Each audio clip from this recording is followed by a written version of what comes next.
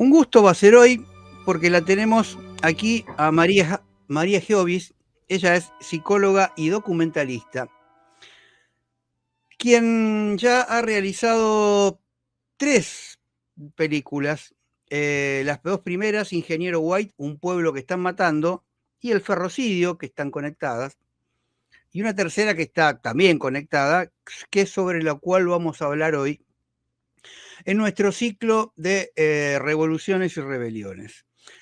El documental del cual vamos a hablar con María Giovis hoy, que obviamente se los recomiendo absolutamente a todos, en la descripción voy a poner el enlace para que ustedes puedan verla, ¿sí? Porque pueden acceder a verla de forma gratuita. El documental en cuestión se llama 6676, Insurrección Obrera y Estudiantil, que en realidad tiene 2 partes, ¿sí? Son 2 documentales, parte 1 y parte 2. Y lo que les puedo adelantar es que es un documental terriblemente documentado, valga la redundancia, con muchas imágenes de época y con muchas entrevistas a personas que han participado de cada uno de estos hechos, ¿no? Y realmente se abunda muy, muy en profundidad, hay un recorrido histórico, y la verdad que es un documento de estudio y de análisis muy interesante sobre los tantos que hay de aquellos años. Hola María, bienvenida, un gusto tenerte aquí entre nosotros. Bueno, gracias Guido, y gracias por esta presentación, digamos, ¿no? Que haces, bueno, sobre los documentales y la importancia por ahí de este último documental, ¿no? Te agradezco. Sí, también es importante decir que hay un montón, hiciste muchas presentaciones de los documentales, venís participando de un montón de eventos en centros culturales, en pequeños lugares, en distintos lugares de la geografía argentina, digamos, ¿no? Sí. Así que supongo eh, que a partir de esto quizás haya gente que también te quiere invitar para poder proyectar documentales y charlar contigo.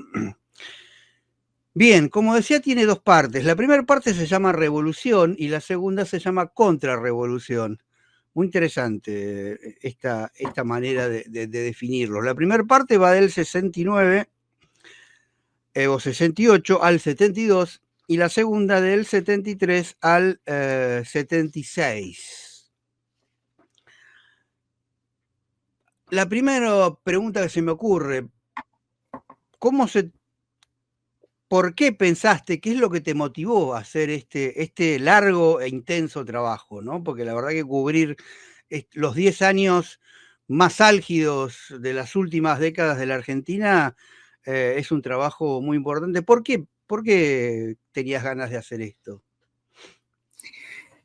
Bueno, yo diría que mis documentales todos están relacionados, digamos, y que uno me fue llevando al otro, digamos, ¿no? Que hay una conexión. Por ahí la conexión más directa fue con el segundo documental que se llama El ferrocidio, pero a la vez ese documental, El ferrocidio, está ligado a mi primer documental que es sobre mi pueblo de origen, que es Ingeniero Guay, y que era un pueblo de ferroviarios y portuarios, que con, bueno, toda la destrucción básicamente del ferrocarril y lentamente también desde esos años 70 se fue instalando un polo petroquímico y por eso el título, ¿no? Un pueblo que están matando porque es un pueblo que está ahí contaminado. Podríamos hablar de la contaminación en la zona de Bahía Blanca. Pero bueno, Ingeniero era un pueblo de ferroviarios y mi padre era ferroviario, digamos, me crié con ferroviarios. Y es por eso el segundo documental, que en realidad está muy ligado al primer documental, porque yo tenía mucho material sobre de ferroviarios que habían quedado afuera, que no pudieron entrar en ese primer documental, y, eh, y por eso ahí surge, y con nuevas entrevistas. Entre las nuevas entrevistas que hice, le hice la entrevista a Abel Rojo, que él era un ferroviario que fue perseguido por la AAA en Bahía Blanca. En realidad, Ingeniero White tenía un galpón de locomotoras, que era un galpón muy combativo, digamos, ferroviarios muy combativos, que en esos años 70, bueno, dirigían, digamos, ¿no? Todo el sindicato, digamos, y era, bueno, una seccional muy, muy combativa, pero a la vez fueron muy perseguidos por la AAA. A mí esa entrevista con Abel Rojo, como en general las entrevistas que he hecho, pero especialmente la de él me conmovió, porque además él fue perseguido, fue preso en el año 74, después se exilió, y con todo lo que significa el exilio, más en ese momento él tenía 2 hijos muy chiquitos, y bueno, todo lo que eso significaba. Pero simultáneamente a la entrevista que le hago a Abel Rojo, se hacen los juicios, se hace un juicio contra algunos integrantes de la AAA en Bahía Blanca.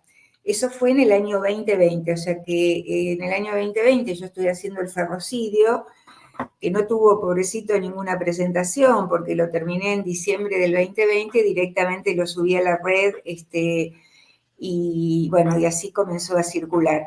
Pero decía que en ese año se hace el juicio contra algunos integrantes de la AAA en Bahía Blanca, y yo escucho, digamos, que todas esas audiencias, y fundamentalmente lo que fue la AAA en Bahía Blanca. En el ferrocidio se puede ver más lo que fue la AAA en Bahía Blanca, ¿sí? A partir de esto que yo estoy contando. Y bueno, eso me llevó, en realidad yo tenía pensado, cuando terminara el ferrocidio, había otro documental que estaba dentro de mis proyectos, que es el que tengo ahora, que es Militancia y Resistencia en los años de dictadura. Pero, bueno, la AAA se me impuso ahí, y no podía hacer un documental con militancia y resistencia en los años de dictadura e incluir a la AAA, ya que no. En eso, en una conversación con Juan Carlos Sena, un ferroviario que están en todos mis documentales, él particularmente me decía, mira, es otro documental, digamos, ¿no? Y bueno, ahí empieza más, digamos, mi investigación, pero bueno, para entender por qué la AAA tenía que ir un poquito más atrás, digamos, ¿no? O sea que fundamentalmente, bueno, todas esas luchas de los años, finales de los años 60 y los años 70, digamos, ¿no? Bueno, así más o menos el comienzo, digamos, ese fue el comienzo, digamos, ¿no? La primera entrevista, yo ya tenía 2 entrevistas hechas para este otro documental, que era La militancia y resistencia en los años de dictadura, pero ahí dejé y bueno, me aboqué de lleno a insurrección obrera y estudiantil, digamos, ¿no? Que arranca en el 66. Para mí es muy importante con el 66 y con lo que fue el ingenio el cierre de los ingenios azucareros, ¿no? Un poco para entender, bueno, Tucumán y Tucumán, yo digo ahí, digamos, fue arrasada, digamos, ¿no? Con lo que significó el cierre de los ingenios azucareros y 50.000 obreros, digamos, que quedaron fuera del circuito laboral, ¿no? Sí, 66, yo me equivoqué, dije 68, tenés razón. Sí, 68 podemos decir porque, bueno, ya ahí arranca, digamos, como 66, 67, se puede decir que, bueno, hubo derrotas grandes ahí, ¿no? Como la lucha de los ingenios azucareros, hubo una derrota muy grande de los obreros portuarios, que fue una huelga muy importante en el año 66, y bueno, podemos decir después con la creación de la CGT de los argentinos, y a partir del 68 empieza como otro momento, ¿no? O sea que por ahí esto que decís vos, 68, bueno, lo relaciono con esto, ¿no? Sí, no, pero está muy bien porque justamente es muy claro esto que empezás con el tema de los ingenios y cómo empieza la crisis del azúcar, ¿no? Sí. En aquellos años, y como de alguna manera ya se vislumbra esta cosa de empezar a pensar en la competitividad, ¿no? Que bueno, no, los ingenios azucareros no son competitivos, tenemos que abrir la importación, entonces, bueno, que queden solo los que son competitivos, que es la lógica que nos mueve hasta el día de hoy. Esto sin negar la importancia de la competitividad, digamos, pero claramente los países que quieren desarrollarse resuelven el tema de la falta de competitividad de su industria de otra manera, digamos, y no poniéndolo a competir con los importados. Sí, sí. Eh, Decía, fue un trabajo muy grande de recopilación de filmaciones originales y de entrevistas. Eh, ¿Cómo hiciste para conseguir? ¿Cómo te movilizaste? Porque eso implica entrar a tener que conocer a alguien, ir a archivos, los archivos te facilitaron las imágenes. ¿Cómo fue todo ese trabajo? Mira, en principio tengo que decir que el proyecto fue presentado en el Inca y que fue rechazado. ¿Por qué? ¿Te Eh, dijeron por qué? eh, el proyecto fue presentado en el 2022, y fue, o 2021, no, 2022, y fue rechazado. Bueno, fue rechazado, lo que dice, digamos, lo que dijo en ese momento el jurado, primero que no era un documental novedoso, que había muchas cosas hechas, digamos, de ese periodo, Puede ser. que no era novedoso en cuanto a lo artístico, que era un documental tradicional lo que estaba planteando, y que no estaba claro cuál era el eje del documental. No, esos argumentos, por eso, digamos, que fue rechazado por el jurado en el Inca. Por lo tanto, bueno, fue muy difícil hacer un documental, digamos, con lo que implica hacer un documental, al no tener un dinero, digamos, bueno, recayó, digamos, en principio desde el punto de vista económico, con mucho esfuerzo desde lo personal y de una cantidad de gente, digamos, que cuando yo estaba al borde del abismo, digamos, que tenía que pagar, digamos, a la edición, a la editora, digamos, había, digamos, gente que, como digo al comienzo del documental, militantes que en forma solidaria, digamos, han colaborado solidariamente a que se pudiera hacer el documental, digamos, ¿no? O sea que, por un lado, desde el punto de vista económico, pero también, digamos, mucho esfuerzo desde el punto de vista de que, bueno, muchas de las cosas iba a la biblioteca a revisar los diarios, iba al Archivo Nacional de la Memoria para pedir las imágenes. Bueno, recayó, digamos, cuando por ahí con un apoyo del Inca vos podés tener un equipo, digamos, y trabajar por ahí un poco de otra manera, ¿no? Los archivos, en realidad habría que decir que de los archivos fílmicos, muchos archivos están privatizados, digamos. Yo me Claro. encontré con algunas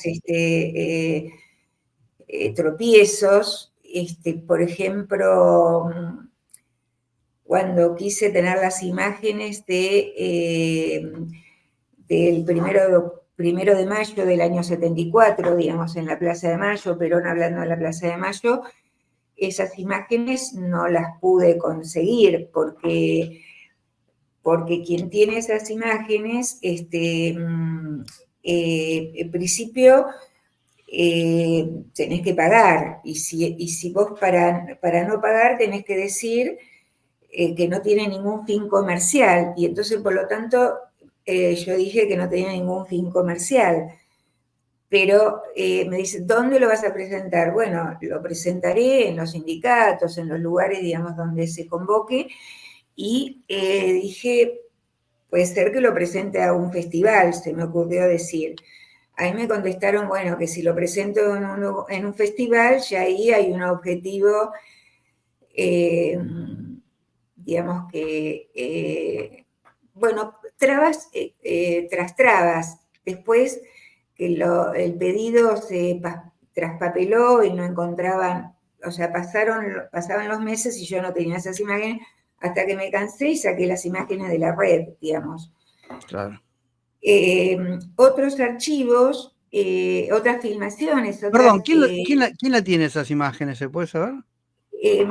No lo dije porque, o sea, no Pero, recordaba en ese momento bien. ¿es una persona, una Prisma, institución? son estatales, es el canal estatal. Prisma puede ser. Me No. mataste. Después te puedo decir el Pero dato es bien, pero en este momento una institución, no una persona, digamos. no, no. Ahora, es terrible, ¿no? Lo que sí están son unas personas. Yo pedí unas imágenes de cuando el padre Mujica renuncia al Ministerio de Bienestar Social.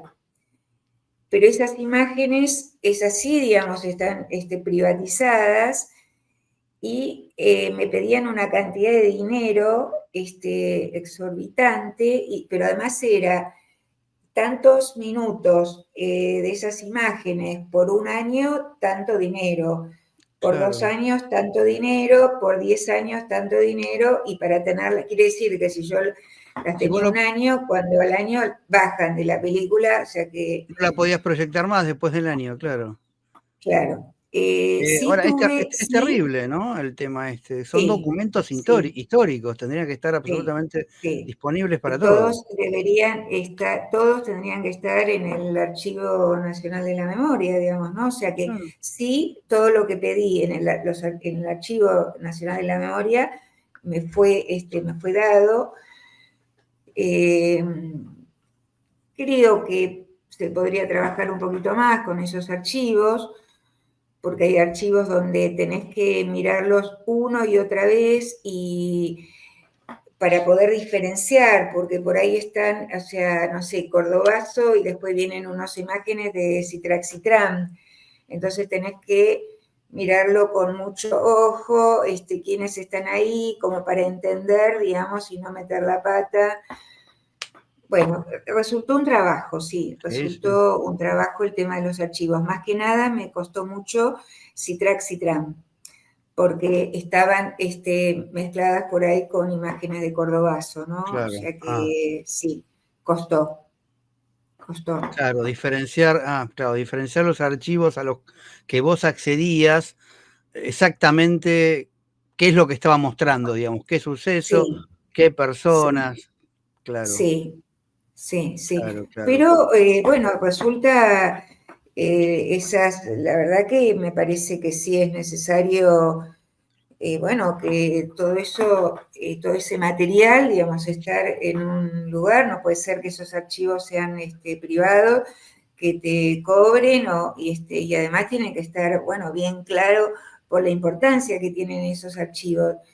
A mí se me han comunicado gente que vio determinadas personas en esas imágenes y una persona, por ejemplo, integrante de la AAA, digamos, ¿no? O sea, que posiblemente, quiero decir, esas imágenes son importantes, ¿no? Sí. Para la memoria, para el trabajo colectivo. Bueno.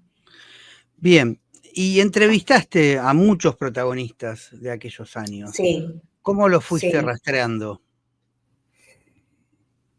Bueno, yo qué sé, una cosa va llevando a la otra y el principio de la primera entrevista, como dije antes, fue a Juan Carlos Sena, ¿no? Al que yo, una persona que yo quiero mucho, un ferroviario, luchador de toda su vida, creo que un clasista.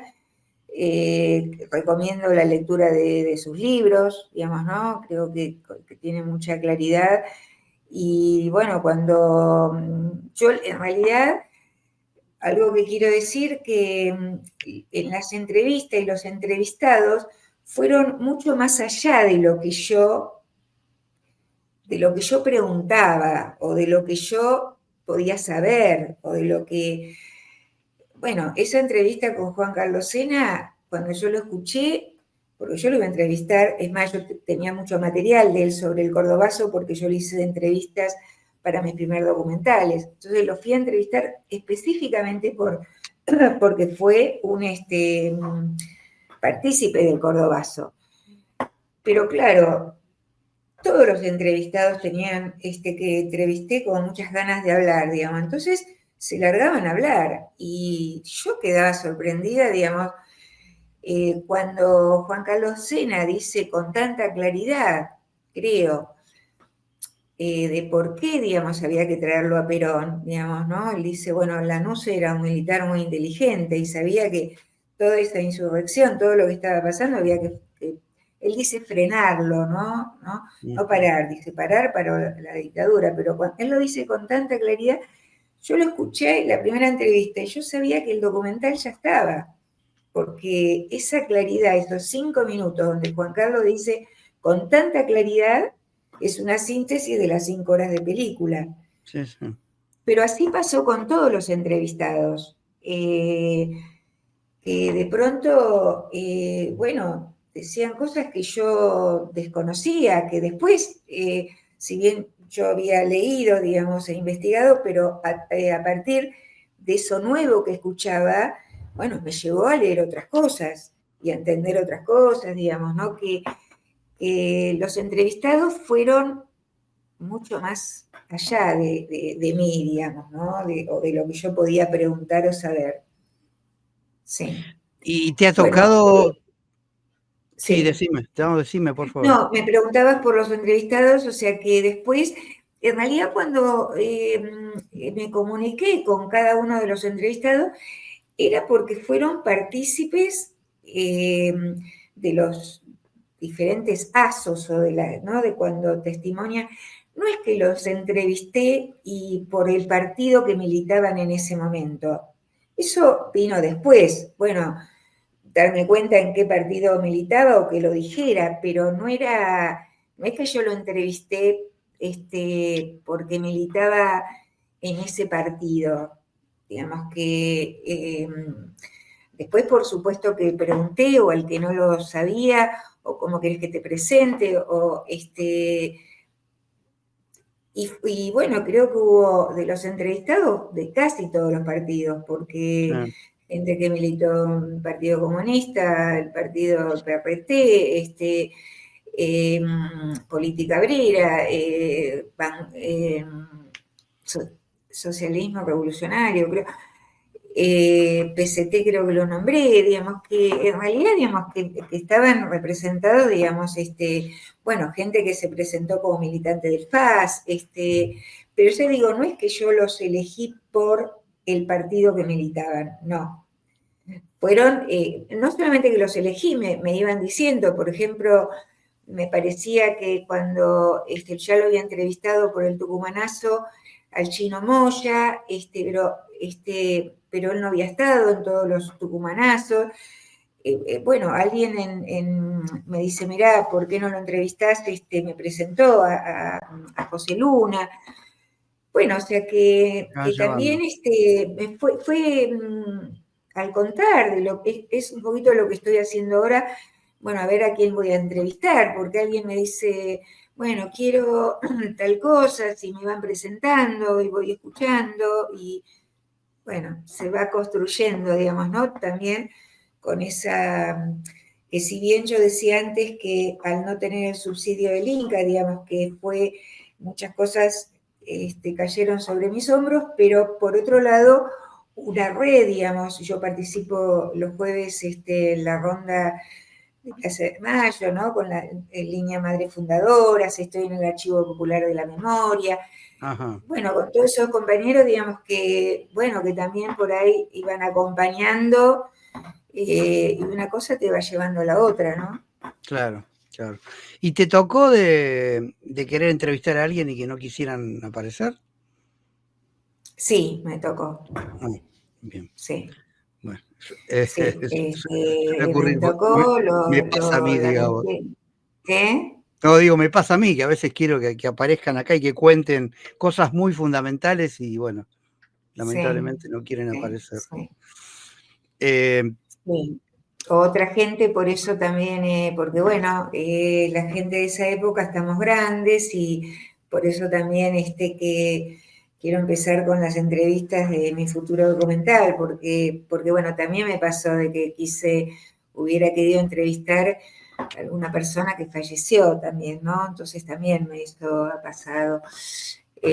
O bueno, o después de cuando terminé este documental, también ahí falleció Vicentecito Lema, ¿no? Otra gente que, bueno. Sí, justamente, Vicentecito Lema tiene un rol protagónico, digamos, ¿no? A lo largo de los dos documentales. Vos agradecés al final y además en algún momento el documental lo mencionás como tu gran amigo, ¿no? Sí, Y bueno, es interesante porque tiene, en general vos has entrevistado a militantes estudiantes y a militantes obreros, ¿sí? A lo largo de todo el documental básicamente se centra en eso.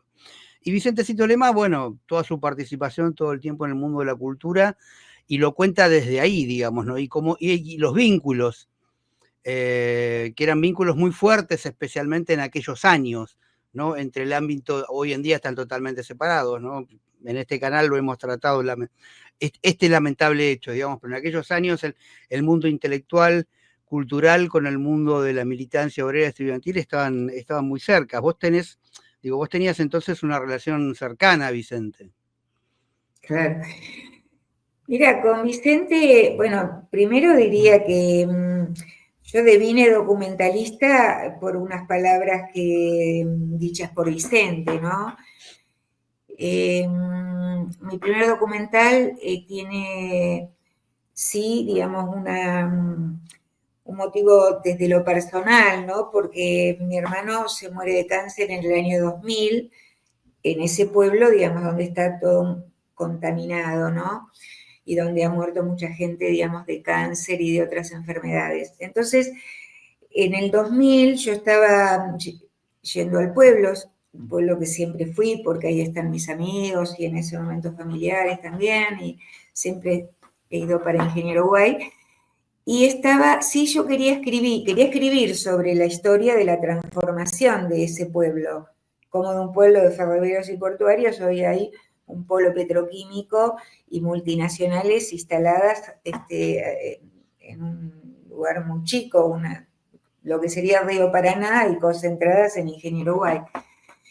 Y entonces yo le contaba a Vicente lo que estaba haciendo.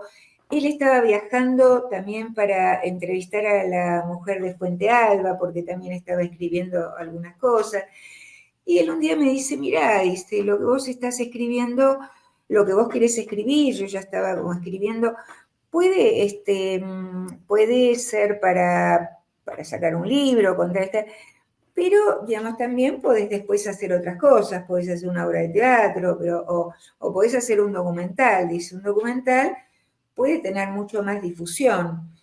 Cuando me dijo puede tener mucho más difusión, yo que quería que se difundiera lo que pasaba en mi pueblo de origen, dije, va a ser un documental.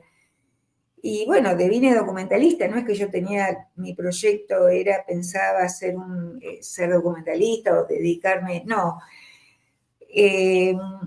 No me fue, digamos, tampoco difícil. Yo en ese momento compartía con Vicente Citolema, bueno, él es pichoniano, ¿no? Dentro de la psicología, lo que es la psicología social. Yo antes de ser psicóloga eh, estudié psicología social, digamos,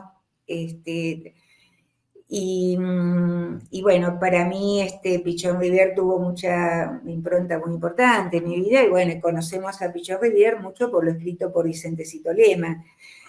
Yo daba clases en la Facultad de Psicología, en la cátedra de grupos, y ahí Vicente venía a la cátedra a dar algunos teóricos, algunas clases, y bueno, así que había una relación, digamos, que venía, digamos, de hacía tiempo por toda mi mirada dentro de la psicología, la parte grupal, digamos, ¿no? Los grupalistas de los años 70, Tato Pavlovsky, toda esta gente que me marcó, digamos, a mí. Y bueno, así que esas palabras de Vicente, bueno, fueron, digamos, como muy importantes, y ahí como por eso el agradecimiento, digamos, a Vicente Citolema, ¿no? Y bueno, y por eso también, digamos, ¿no? Cuando le hice la entrevista a él dice muchas cosas que yo lamento, digamos, que por ahí no conozco de edición, digamos, ¿no? Porque hay una parte que queda fuera del documental. Digo, lamento no conocer porque todo lo que lo tiene que hacer otra persona, el cortar, ¿no? El poder editar, digamos, ¿no? Yo eso no lo hago. Y hay una parte que él cuenta, tuve que dejar afuera muchas partes porque el documental, en vez de ser 5 horas, iban a ser... Pero hay dos partes que quedaron afuera. Una es cuando Vicente Citolema cuenta en el año 71 que ellos hacen una huelga de hambre, ellos quiero decir, junto con el padre Mujica, con Ortega Peña, digamos, ¿no? Con toda esa gente, digamos, ¿no? Militantes intelectuales de esos años. En el año 71 hacen una huelga de hambre en una parroquia por la libertad de los presos políticos. Y bueno, Vicente ahí cuenta que alguien entra a la iglesia y le dice que salgan porque que salgan, digamos, ¿no? Vicente no entendía muy bien, digamos, por qué este hombre como que entra así como muy rápido y le dice, salgan porque algo puede pasar, digamos, ¿no? Pero se va rápido esta persona y bueno, entonces Vicente, bueno, se le acerca al padre Mujica, es decir, bueno, tenemos que salir, pero ¿por qué? No sé. Y el Mujica le dice, bueno, pero vos con tus intuiciones, podés decir algo más concreto. No, pero salgamos porque, bueno, hasta que lo convencen a Ortega Peña y, bueno, salen de la iglesia, ¿no? Y cuando salen de la iglesia hay una bomba y le cae la iglesia y muere el perro que había quedado dentro de la iglesia, digamos, ¿no? Que se salvan. Bueno, no es lo mismo que lo cuente yo a que esto lo cuente Vicente Citolema, ¿no? Esa partecita, y después lo busqué en el diario, en la biblioteca, porque cada una de estas cosas, que es el trabajo que más me ha agotado la biblioteca, porque hay que estar parada, para eso los diarios que eran muy grandes, no, si estás sentada no podés leer, entonces, bueno, lleva su trabajo estar buscando hoja tras hoja, y entonces busqué en uno de los diarios de esa fecha que me habían comentado, y ahí está, sí, ahí está, digamos, ¿no? Cuando ponen esa bomba y cae en esa iglesia y que se salvan, digamos, ellos. Después otra parte que queda fuera del documental también es ligado a Tucumán y a los ingenios azucareros, a la lucha importante de los trabajadores azucareros antes del 66. Que hay poco escrito sobre esas huelgas, aunque hay cosas escritas, e inclusive, digamos, que de las cosas que leí, como que uno de los motivos también del golpe de Onganía tenía que ver, digamos, también con parar todo eso que estaba ocurriendo ahí en Tucumán, ¿no? Inclusive ahí matan a un trabajador, a Camilo, si no me equivoco, es Camilo, muchacho joven, Camilo González, creo que con la represión, digamos, en ese momento, ¿no? Bueno, esa partecita también lo dejé afuera, son 7 minutos que irían al comienzo, también lo dejé afuera, como, bueno, otras partes, porque ya se iba a hacer mucho más largo, ¿no? Bien. En la primera parte, acá se ven buena parte o casi todos lo que se llaman los azos, ¿no? Los tucumanazos, los rosariazos, las dos versiones del viborazo, del cordobazo, perdón, el ferreirazo, el mendozazo, el quintazo, que sería el tercer tucumanazo, y llegás hasta la fuga a los presos y la fuga y la masacre de Trelew. Y en la segunda parte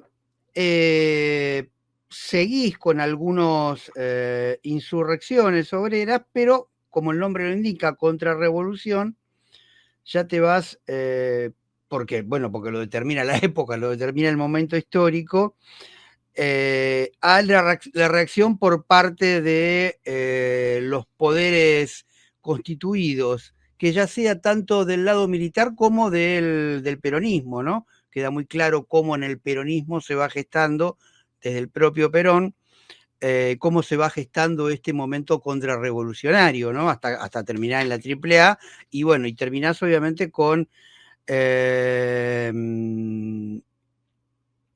con el golpe de Estado, que solo lo aparece como un pantallazo, ya no te metes, digamos, con lo que viene después. A ver, si bien los dos documentales son 5 horas, como vos decís, con lo cual hay bastante tiempo para contar mucho, realmente contar todo lo rico que es, lo rico emocional y también dramático, a la luz de lo ocurrido, digo, qué contar y qué no contar, la verdad que es muy difícil. Porque es tantísimo, es tantísimo. Digo, en cualquier momento de la historia las cosas que suceden son muchas, pero claramente en aquellos 10 años, eh, por las, eh, por las posiciones totalmente encontradas y por los proyectos totalmente encontrados y la fricción que implica eso y la cantidad de situaciones que implica eso, la verdad que es terriblemente difícil decir, bueno, qué voy a contar, qué voy a meter en el documental y qué no voy a meter. ¿Cómo fue ese proceso de elección? Mira, al principio yo te decía, volviendo un poquito a esos, cuando decía esos 5 minutos donde Juan Carlos Sena dice lo que dice, ¿no? O sea, de por qué las elecciones y por qué había que traerlo a Perón, digamos, ¿no? Y también Ujú. de que fue la AAA lo que a mí me motivó, o a partir de esta entrevista con este ferroviario, digamos, de los compañeros desaparecidos y asesinados en periodo anterior a la dictadura, que me parece que es tan difícil de meterse, digamos, con este tema. Como que todo, como el terrorismo Estado comenzó a partir del 24 de marzo del 76 y nada se quiere saber digamos, de los años anteriores. Entonces,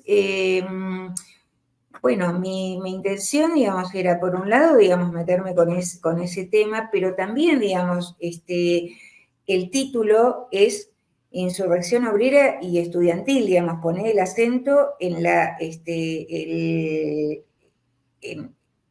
insurrecciones obreras y estudiantiles. Por eso todo lo que vos decías en la primera parte. Inclusive también dentro de la primera parte hay algunos asos, que hay uno que lamento porque no encontré tampoco toda la información, digamos, pero sí lamento no haber hablado sobre el jujeñazo.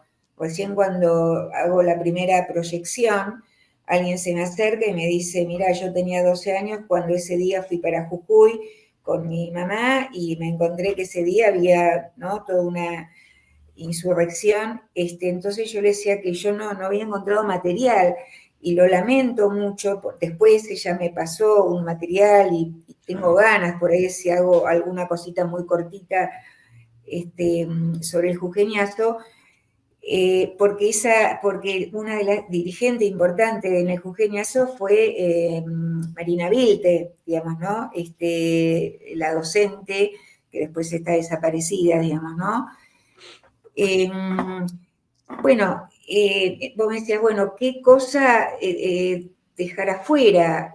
Han quedado muchas cosas afuera, digamos, especialmente en la segunda parte, porque el objetivo más de la segunda parte era cómo avanzó justamente, digamos, ¿no?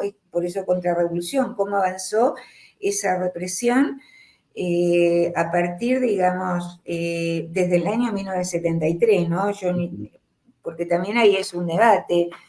Para algunos el terrorismo de Estado comienza, o la AAA o la CNU, la AAA es a partir de la muerte de Perón, y me parece que ahí estamos en un negacionismo muy grande. Para otros es a partir del documento reservado, creo.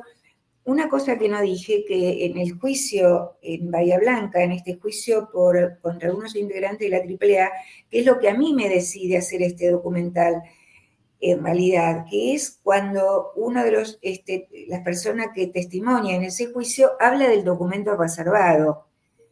El escuchar sobre el documento reservado, que es la declaración de guerra al movimiento insurreccional, digamos, un documento político del 1 de octubre del 73, cuando yo escucho de la boca de José Lualdi, yo quedo muy impactada por el documento reservado. Y es ahí donde yo empiezo a buscar ese documento, a querer saber más, a ir a la biblioteca a ver dónde lo encuentro, tratar de encontrar el diario donde sale publicado el 2 de octubre del 73, no encontraba el diario hasta que voy de un lado, al otro, hasta que lo encuentro, hasta que lo veo. Bueno, o sea que la segunda parte está centrada con creo que bastantes fundamentos, digamos, ¿no? Cómo avanzó, digamos, esa represión y, bueno, ese genocidio que me parece que habría que ubicarlo mucho antes del 76, ¿no?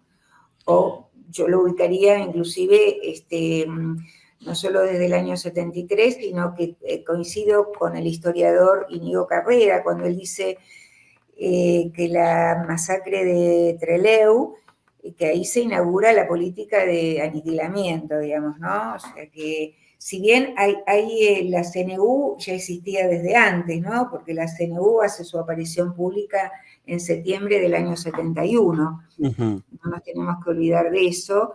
Y hay, asesinatos. La desaparición de Néstor Martín es diciembre del 70, el asesinato de Silvia Filler es diciembre del 71. O sea, vos podés ver los asesinatos, digamos, en el transcurso de esos años, 72, y después, lo que fue la masacre de Trelew, y bueno, de ahí en adelante, ¿no?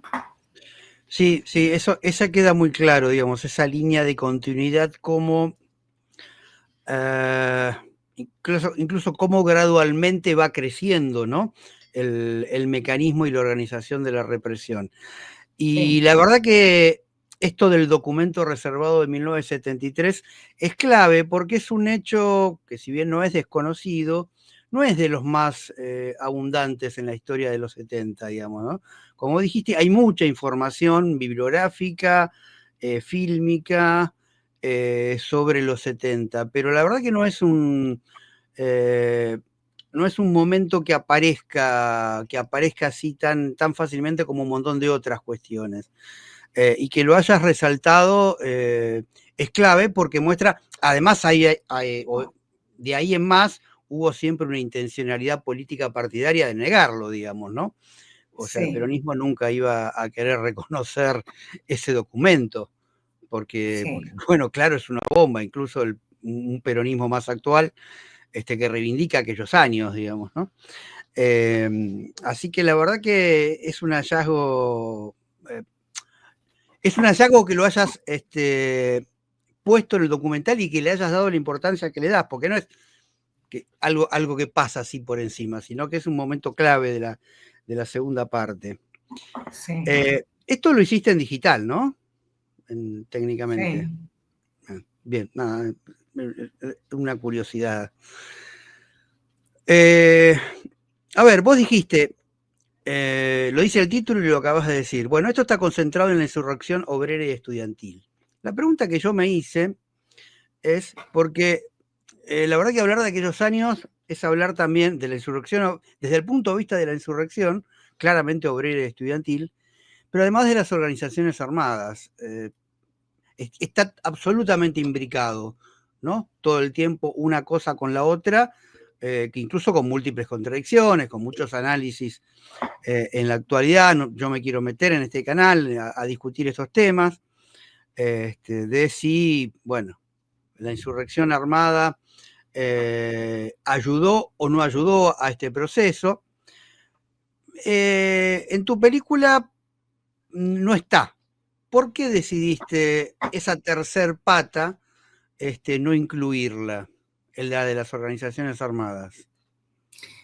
Mira, un poco lo que te decía antes, que el foco está puesto, porque ahí es el debate, digamos, quién era el sujeto histórico, digamos, ¿no? Yo creo que el sujeto histórico era la clase obrera y está puesto el foco ahí, en esa insurrección obrera y estudiantil, y que sí creo que lo que había que frenar fundamentalmente era esa insurrección, y por eso ahí, digamos, vuelvo a lo que dice Juan Carlos Sena, porque lo traen a Perón, que era el único que por ahí podía frenar, digamos, esa insurrección.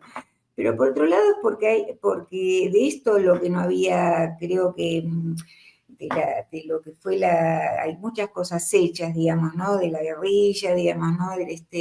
Hay cosas hechas, yo las he visto, Sí, sí. eh, tampoco daba, digamos, así como dije antes, que otras cosas que dejé, digamos, no era la intención, digamos, entrar por ese lado, ¿sí? Poner el acento, que creo que es así, digamos, ¿no? De que lo que había que frenar era esa insurrección, digamos, ¿no? Que eso era lo que se temía, porque, como dice también ahí Julia García, una de las entrevistadas, es que la burocracia no dirigía nada, ¿no? Y eso no dirigía a los sindicatos, digamos, no dirigía a las fábricas, digamos, ¿no? Entonces el temor mayor era, digamos, bueno, cómo frenar, digamos, bueno, lo que estaba ocurriendo y que la burocracia sindical no dirigiera todo ese movimiento. Por eso también, yo que sé, Onganía le entrega las obras sociales a los sindicatos, ¿no? O sea que después digamos, del año 69, de todas las insurrecciones del año 69, yo te diría que más de eso no te podría decir, digamos, ¿no? Que está puesto el acento y los entrevistados fueron, bueno, porque partícipes de esos movimientos, ¿no? Como fue Cordobazo o Mendozazo y otros, si no hay nadie del Jujeñazo es porque no me encontré con nadie, porque si no iba a estar, digamos, ¿no? De otras, pero sí hay muchas cosas hechas, digamos, ¿no? Cosas, bueno, te puedo decir otros documentalistas, ¿no? Sí, Donde, sí, sí, sí. importantes y que han hecho cosas importantes, digamos, ¿no? Interesante esto que acabas de decir, yo comparto, que en realidad la represión, la dictadura, el objetivo fue frenar básicamente la insurrección obrera, digamos, ¿no? Porque aparece por todos lados y la justificación eh, del propio terrorismo de Estado era no, porque acá había una organización subversiva guerrillera, entonces teníamos que poner orden. Pero como que fue una fachada, claramente, ¿no? Lo peligroso fue, y se ve muy bien en el documental, digamos, ¿no? Yo Sí, sí. siempre, bueno, yo cuando tenía actividad docente trataba estos temas y siempre decía que en aquellos años la revolución parecía que estaba a la vuelta de la esquina. Con esto no estoy queriendo decir que estaba a la vuelta de la esquina, ¿sí? Pero no del lado de las organizaciones armadas, sino básicamente del lado de la organización obrera y la organización estudiantil, no sé qué opinás vos, pero me parece que el documental trasluce esta tesis. La organización estudiantil participa muy fuertemente, pero claramente que el liderazgo estaba en lo que vos dijiste que es el sujeto histórico, que es la clase obrera. Sí, sí, sí, sí, coincido con esto que decís y bueno, vienen así, cuando Juan Carlos Sena cuenta esto en Córdoba, por ejemplo, ¿no? Hoy hay cosas que es muy difícil de entender hoy porque estamos tan distantes de lo que pasaba en esa época, ¿no? Pero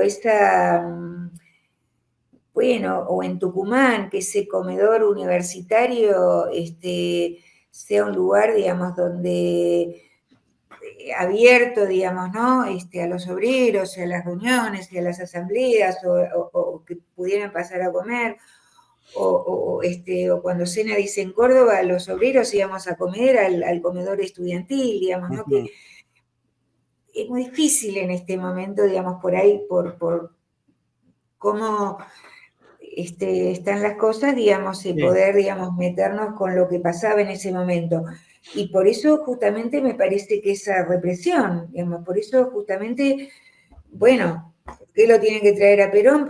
¿Y por qué después el golpe militar, digamos, ¿no? O sea que, y bueno, y esta derrota tan fuerte que, bueno, que todavía tenemos las consecuencias de esa derrota tan fuerte, ¿no? Sí. Y bueno, me parece que también vos decías ahí revolución, la palabra revolución, y yo quise poner la palabra revolución y contrarrevolución porque también es una palabra, digamos, para instalar, porque parecería también que salió de nuestro vocabulario, digamos, ¿no? Ha sido borrada, sí. Ha sido borrada, digamos, ¿no? Así como, si bien el documento, vos hablabas del documento reservado, o hablábamos del documento reservado, tiene otras connotaciones, digamos, ¿no? Yo ahí recomiendo, ¿por qué? Porque es difícil, doloroso para muchos, y difícil meternos con la figura de Perón, digamos, ¿no? Doloroso para muchos. Yo recomiendo por ahí leer, porque él lo dice con palabras, José Pablo Feynman, digamos, ¿no? En su libro sobre el peronismo, que se puede buscar, están los fascículos que salieron en página 12, el fascículo 122, él dice como claramente, digamos, ¿no? Como esto de meternos lo que significa con un ídolo, digamos, ¿no? Claro. Pero bueno, me parece que es necesario, digamos, ¿no? Es necesario meternos porque si no, bueno, seguimos en el tema del negacionismo, digamos, ¿no? Negar, que además si vos hablás con un peronista te lo dice, bueno, sí, la AAA te dice Perón, pero bueno, pero después hay, vos todo lo que busques sobre desaparecidos o asesinados, primero que la palabra asesinados no existe tampoco en la red, ¿no? Tenés que poner desaparecidos. Y todo el título es desaparecidos a partir de la dictadura militar, ¿no? Sí. Pero todo, vos ponele que buscás lista de desaparecidos de tal provincia, de tal o de tal institución, o de tal, y el título es desaparecidos bajo el gobierno militar. Pero vos empezás a ver las primeras personas, y es 73, 74, 75, 78, vuelve al 74, digamos, que decir que también, digamos, ¿no? Desde, no encontrás, bueno, esto claramente, digamos, quiénes son los compañeros desaparecidos y asesinados antes del golpe militar, ¿no? Tampoco las cifras, en las entrevistas que fui haciendo, alguno decía, bueno, no se sabe bien, 1.500, 2.000, 2.500. Bueno, ahí también, digamos, me parece que es importante en ese sentido, con algunas compañeras que tienen que ver también en principio con Julia García, digamos, que ella testimonia.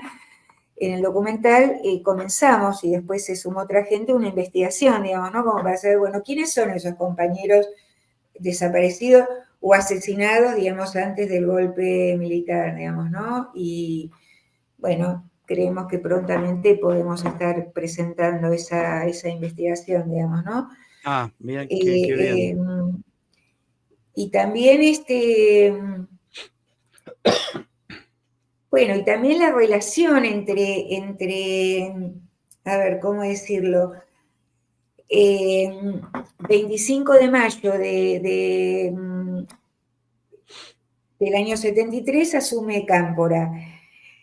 Podemos hablar de los desaparecidos y asesinados bajo un gobierno democrático, pero también hay una relación entre el antes y el después, ¿no? Porque la CNU funcionaba antes del 73.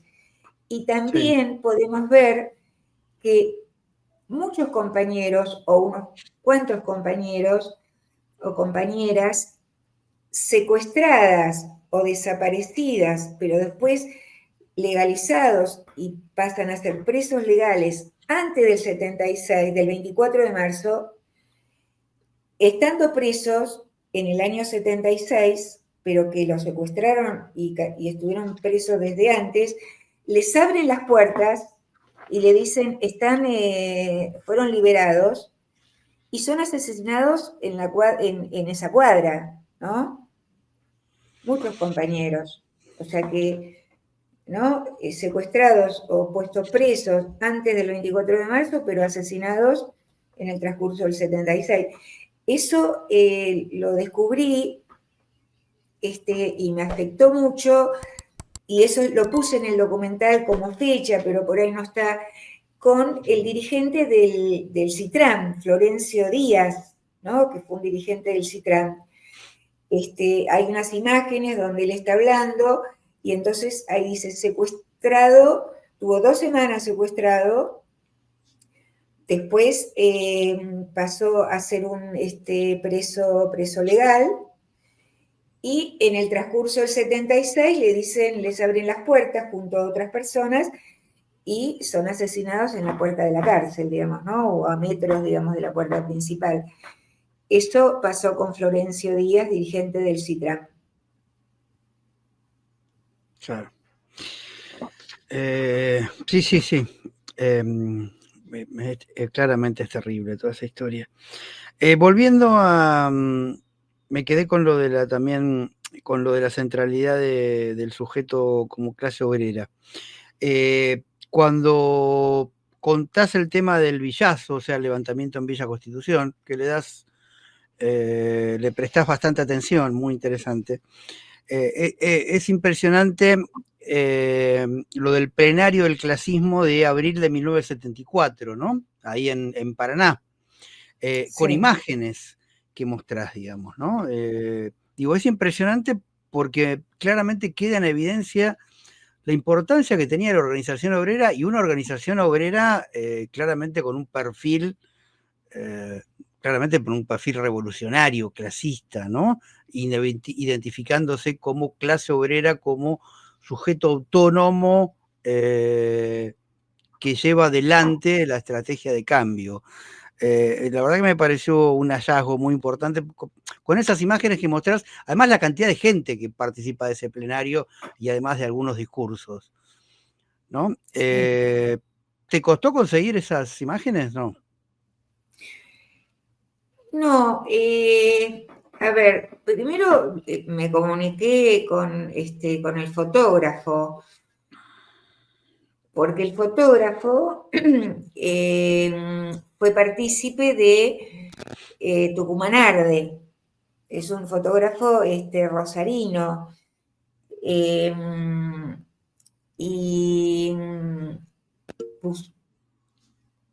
pues solo, perdón, sí, que no lo estoy por ahí mencionando del todo bien. Pero esas imágenes están en el Archivo Nacional de la Memoria, ¿sí? Pero además, bueno, tuve una comunicación con él, digamos, ¿no? Para pedir también autorización para pasar las imágenes, para poner esas fotos, digamos, ¿no? Pero me las dieron en el Archivo Nacional de la Memoria, sí, y con autorización también de él, ¿no? Son imágenes muy buenas, y ya te digo, él también fue partícipe del grupo que fue a Tucumán en el año 68 con lo que fue ese grupo de Tucumanarde, ¿no? Que hizo toda esa presentación, ¿sí?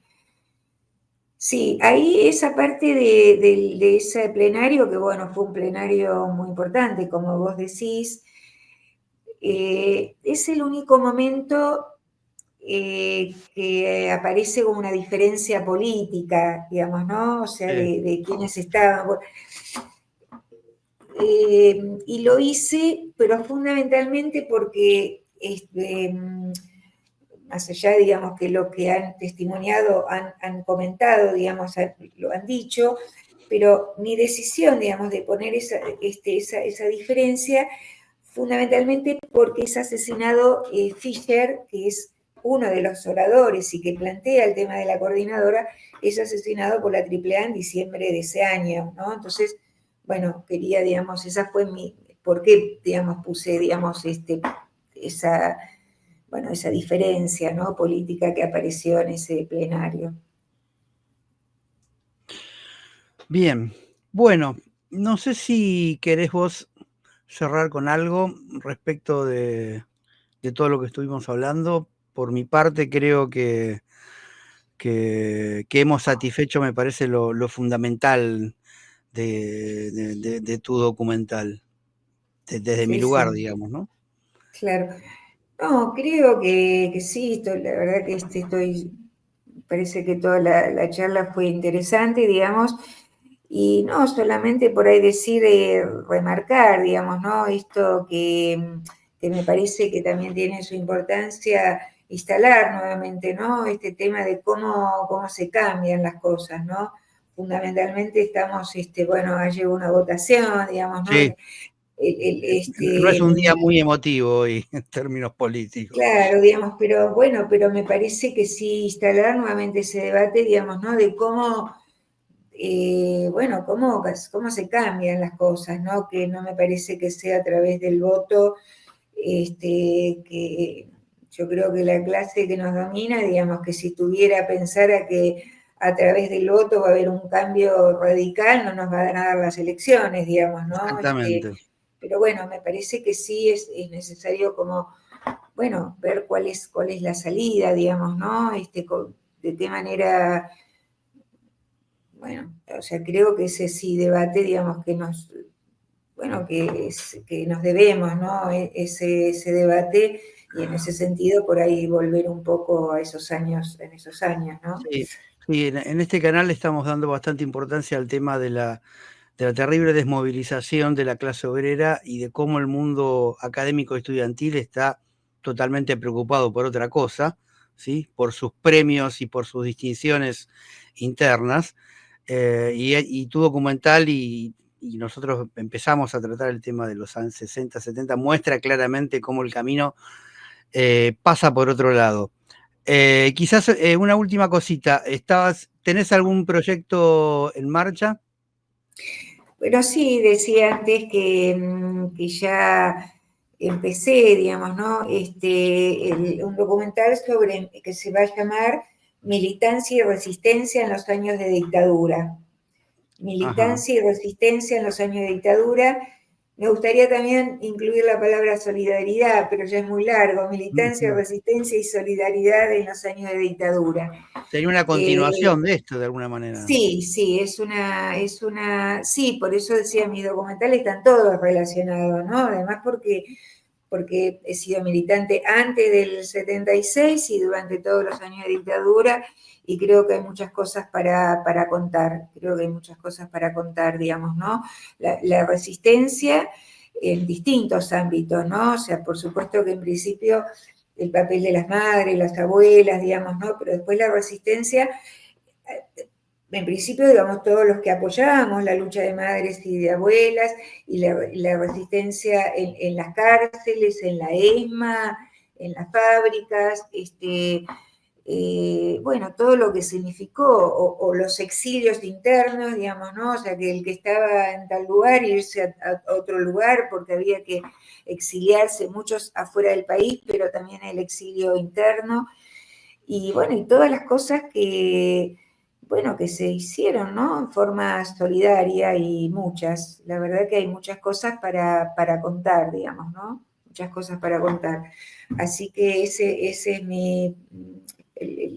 lo que ya estoy leyendo, y ya empiezo con las primeras entrevistas. Si bien ya tengo 2 entrevistas hechas de antes, Ujú, pero ya ujú. empiezo con las entrevistas nuevas. En principio hacer las entrevistas, después vendrá la etapa de armado. De búsqueda de imágenes. Bueno, te agradezco infinitamente, María. Ya mismo te invito para muy prontito volvamos a charlar, si te parece, sobre tus dos primeros documentales, el de Ingeniero White y el ferrocidio, ¿sí? En Sí. todo caso, vamos para atrás. Primero vimos el último, después vemos los primeros, Pero bueno, así se dieron las cosas, así que ya te estoy invitando para eso, si te parece, para hacerlo muy prontito. Te agradezco nuevamente.